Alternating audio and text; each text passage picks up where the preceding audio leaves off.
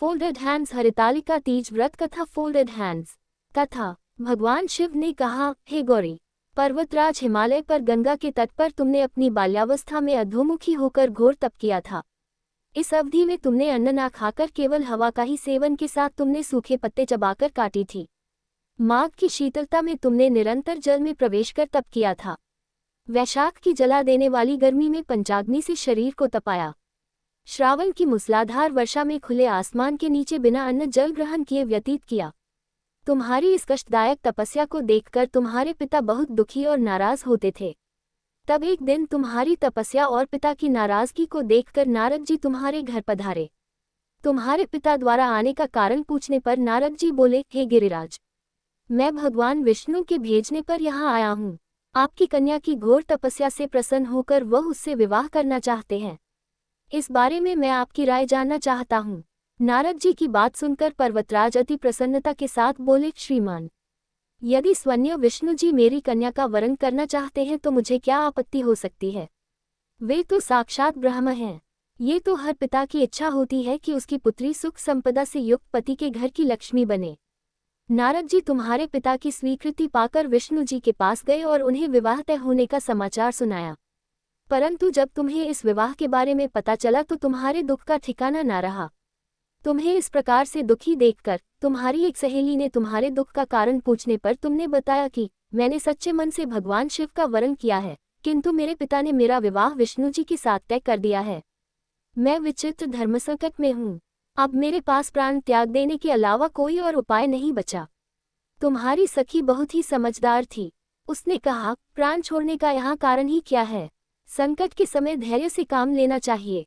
भारतीय नारी के जीवन की सार्थकता इसी में है कि जिसे मन से पति रूप में एक बार वरण कर लिया, जीवन पर्यंत उसी से निर्वाह करे।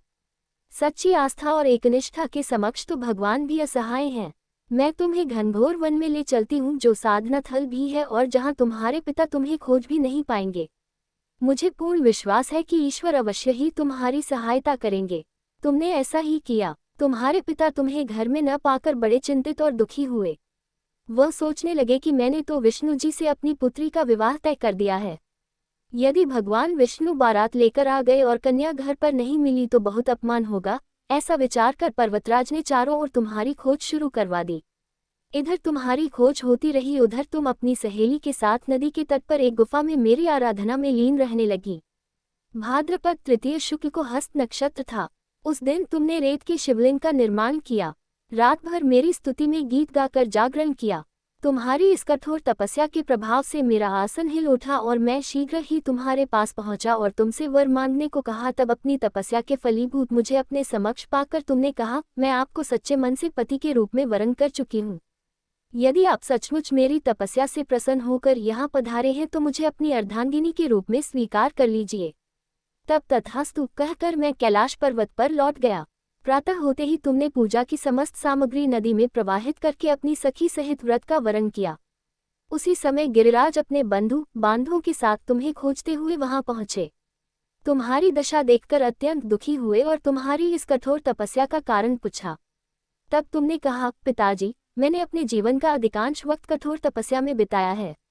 मेरी इस तपस्या के केवल उद्देश्य महादेव जी को पति के रूप में प्राप्त करना था। आज मैं अपनी तपस्या की कसौटी पर खरी उतर चुकी हूँ। चूंकि आप मेरा विवाह विष्णु जी से करने का निश्चय कर चुके थे, इसलिए मैं अपने आराध्य की तलाश में घर से चली गई। अब मैं आपके साथ घर इसी शर्त पर चलूंगी कि आप मेरा विवाह महादेव जी के साथ ही करेंगे। पर्वतराज ने तुम्हारी इच्छा स्वीकार कर ली और तुम्हें घर वापस ले गए। कुछ समय बाद उन्होंने पूरे विधि विधान के साथ हमारा विवाह किया।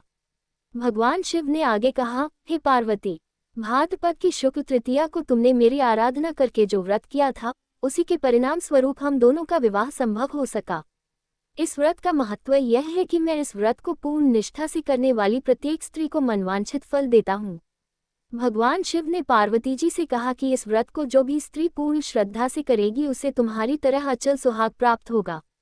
इस व्रत को हरितालिका इसलिए कहा जाता है क्योंकि पार्वती की सखी उन्हें पिता और प्रदेश से हरकर जंगल में ले गई थी। हरित अर्थात हरण करना और तालिका अर्थात सखी।